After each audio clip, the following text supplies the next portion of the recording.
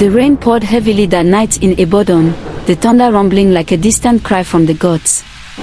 In the dimly lit room of Adewale's compound, screams pierced the air, followed by the first cries of life. 2 cries, in fact. But just as the world welcomed 2 beautiful girls into existence, it claimed another life in return. Folake, Adewale's beloved wife, drew her last breath with a soft smile on her face.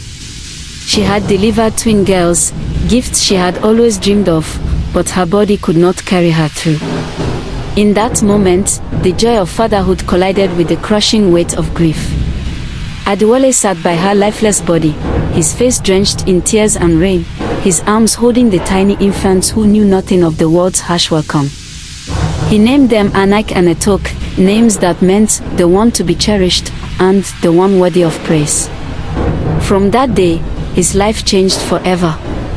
He buried Folake with trembling hands and a broken spirit. The community murmured behind his back, saying he had been cursed first, twins, and now a wife taken too soon. But Adewale paid no mind. His love for Anike and Atoke burned fiercely, brighter than any firewood in the hearth. He became mother and father to them, learning how to braid their hair, cook their favorite amla, and tell bedtime stories that made them giggle. Years passed. When the girls turned 5, Adewale gave in to the whispers of elders and married again, hoping his daughters would have a mother figure to care for them. Her name was Ibadan. She came with beauty, wealth, and charm, but none of it reached her heart. From the moment she stepped into their home, her eyes narrowed at the girls. Twins, she muttered under her breath. Bastards. She treated them like pests, denying them food, locking their clothes away, and blaming them for every broken plate.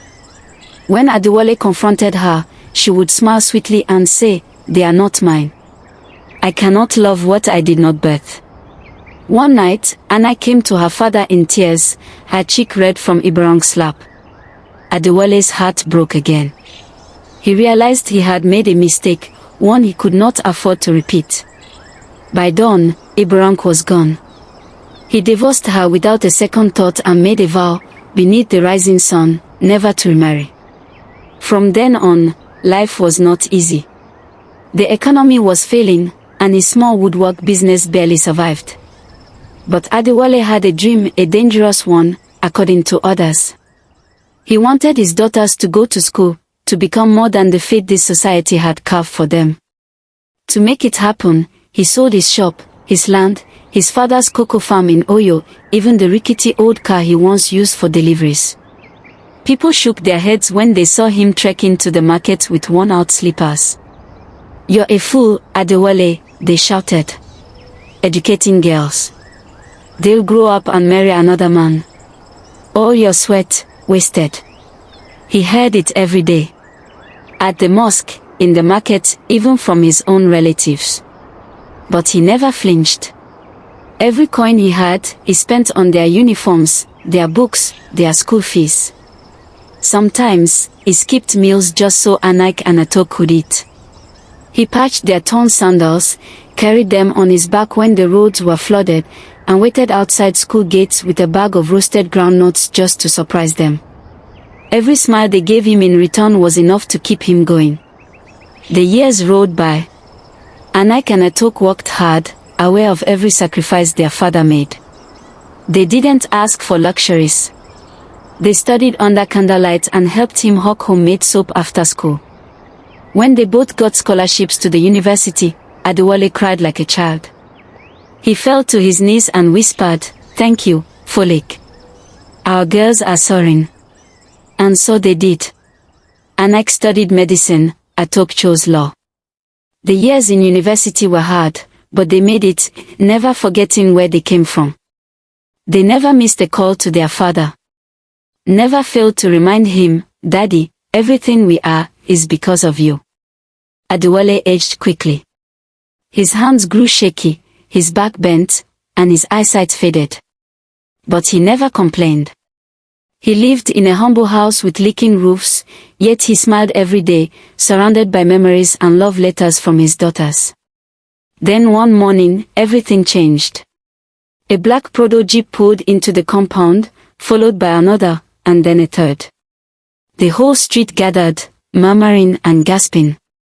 Who had brought such wealth to this dusty lane? From the first car stepped Atoke, elegant, tall, dressed in a designer suit. Behind her came Anike, in a fine gown, stethoscope still hanging from her neck, just back from the UK. "Where is Boba?" they asked. The crowd pointed to the back of the house where Adewale sat on a bench, sipping pap. His eyes widened when he saw them. Before he could speak, both girls knelt at his feet, weeping. "Boba, we are back," Anike said. "We came to take you home." Atoke smiled through her tears. "You gave us life, and now, we want to give you the world." They led him inside as workers began tearing down the old house, replacing it with a mansion built in his name.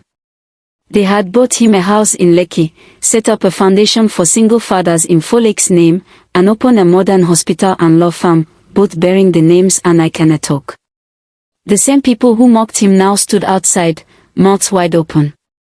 The ones who called him foolish, now sang his praises. Adewale held his daughter's hands and smiled. "They said girls would grow and leave me. But my daughters grew, and came back for me." And from that day, Adewale lived like a king, not because of wealth, but because he had been right all along. Love, sacrifice, and faith in the future. That was his true legacy.